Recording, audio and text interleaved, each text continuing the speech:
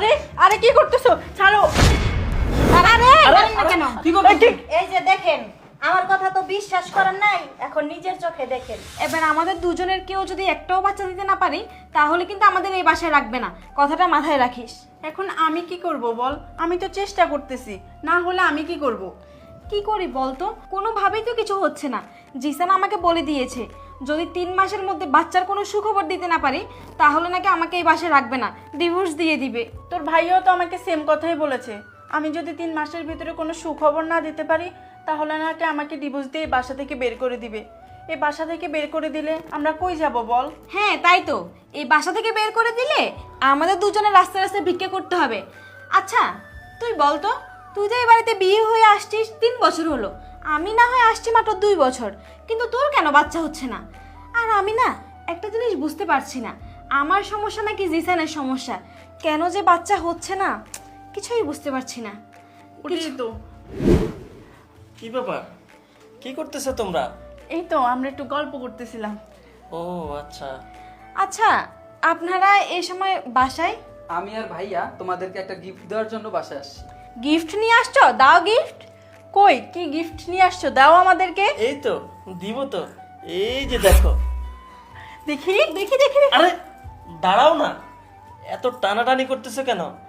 এইটা তোমাদেরকে দিব আমরা, কিন্তু একটা শর্ত আছে। কি শর্ত? হ্যাঁ এই গিফট পাওয়ার জন্য আমার শর্ত আছে।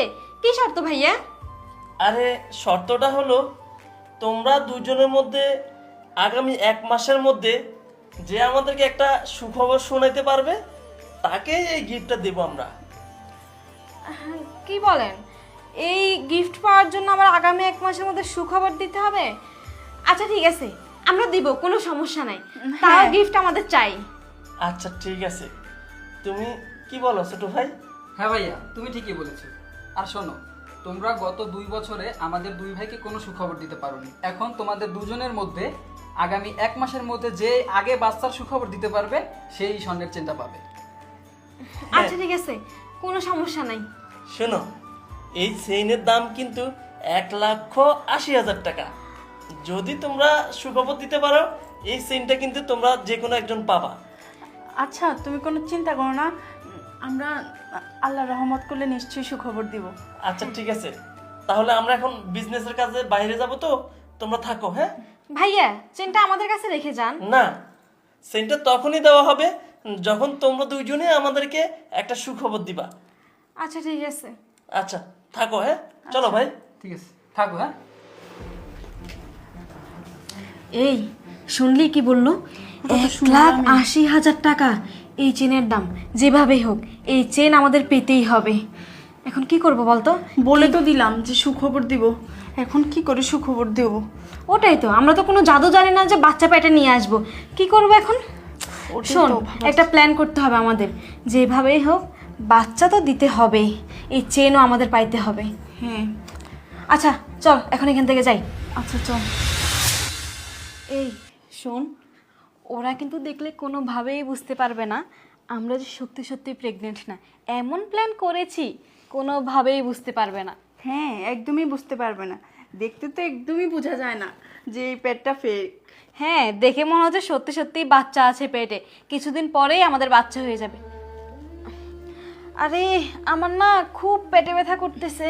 আমার ওরে অনেক পেটে ব্যথা করতেছে। আমার মনে হয় কি জানোস, ডেলিভারি টাইম আর অল্প কয়দিন আছে।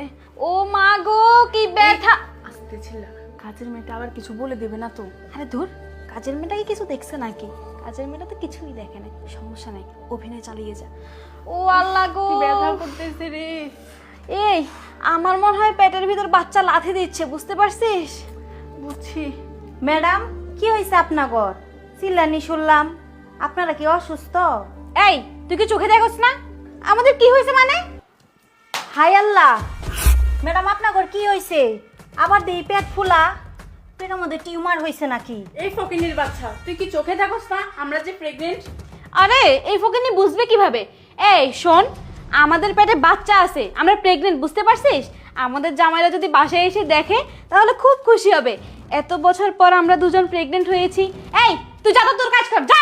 হ ম্যাডাম যাইতাছি, কিন্তু একটা কথা, 1 মাসের মধ্যে আপনারা দুইজন কিভাবে প্রেগনেন্ট হইলেন? তাও আবার এত বড় পেট, কেমনে কি? এই, তোকে আমি এত কথা বলতে বলেছি? আমরা কিভাবে প্রেগনেন্ট হলাম, কিভাবে বাচ্চা পেটে আসলো, সেই কৈফিয়ত কি তোকে দিতে হবে? তুই এখান থেকে যা, যা বলছি। ফকিন্নি কোথাকার।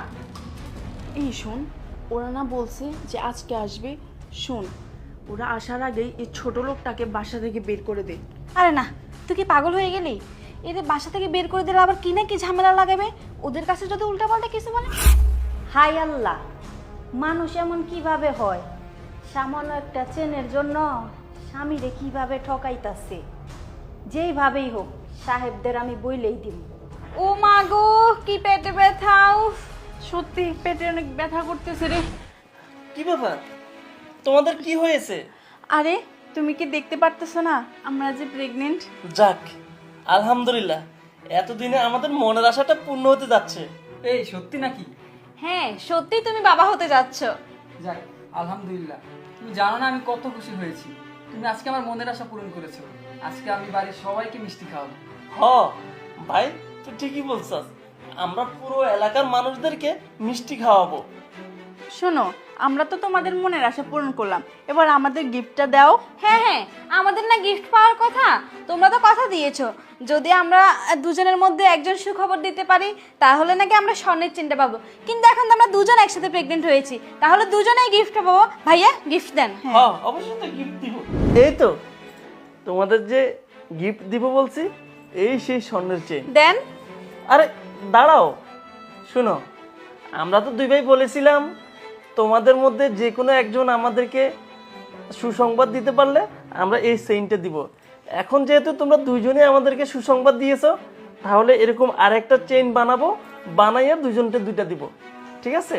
আচ্ছা ঠিক আছে, সমস্যা নেই। আচ্ছা চলো, এখানে আর বসে না থাকি, আমরা বেডরুমে যাই। চলো উঠো।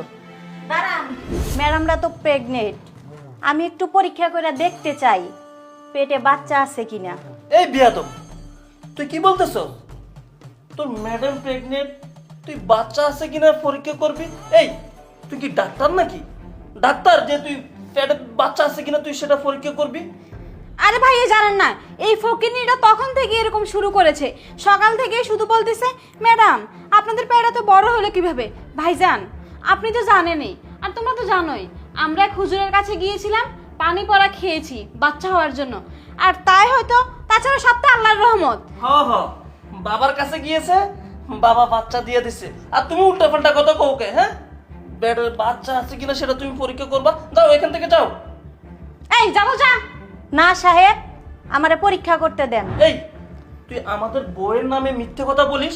তুই সাধারণ একটা কাজের মহিলা হইয়া তুই আমাদের বউ মিথ্যা কথা কইতেছে? সাহেব, আমার কথা তো বিশ্বাস হইতাছে না, তাহলে দাঁড়ান আমি দেখাইতাছি। আরে আরে আরে কি করতেছো? ছাড়ো। আরে জানেন না কেন? কি করছিস? এই যে দেখেন, আমার কথা তো বিশ্বাস করেন নাই, এখন নিজের চোখে দেখেন। আরে তার মানে কাজের বউ এতক্ষণ যা বলছে সব সত্যি? তোমাদের পেটে বাচ্চা নাই, তোমরা তোমরা মা হতে পারবে না?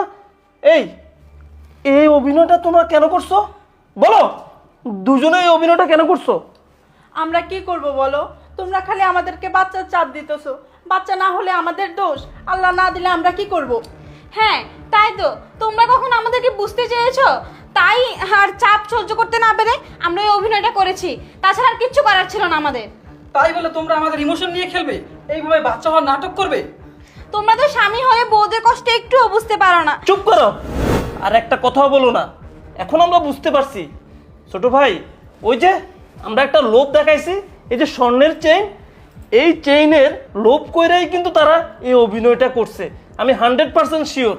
এই এরা কিন্তু অনেক লোভী, এদের সাথে সংসার করা যাবে না আমাদের।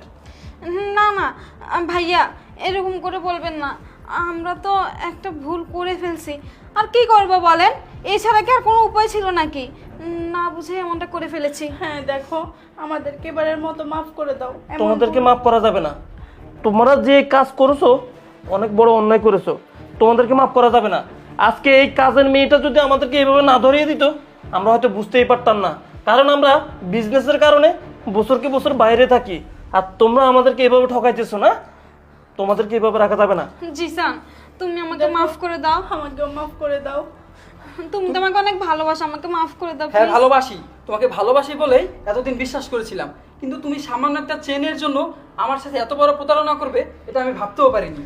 তুমিও যে সামান্য একটা চেনের জন্য আমার সাথে এভাবে প্রতারণা করবে আমিও ভাবতে পারি নাই। তোমাদের দুজনকেই এই ঘরে রাখা যাবে না, তোমরা দুজনেই আমাদের বাসা থেকে চলে যাও। জিসান, তুমি আমাকে মাফ করে দাও please। আরে উঠো উঠো বলছি, মাফ উঠো করে দাও। উঠো বলছি, উঠো। দেখো দাঁড়াও হাতে পায়ে ধরে এখন আর কোনো লাভ হবে না। দাঁড়াও। প্লিজ মাফ করে দাও। এই শুনো, আমরা তোমাদেরকে এইভাবে বের করে দিব না, কারণ আমাদের একটা মান সম্মান আছে। আমরা এখন তোমাদের পরিবারদেরকে ডাকবো, ওনারা আসবে, ওনারাই ডিসাইড করবে। এটার একটা বিয়ে অবশ্যই করতে হবে। কি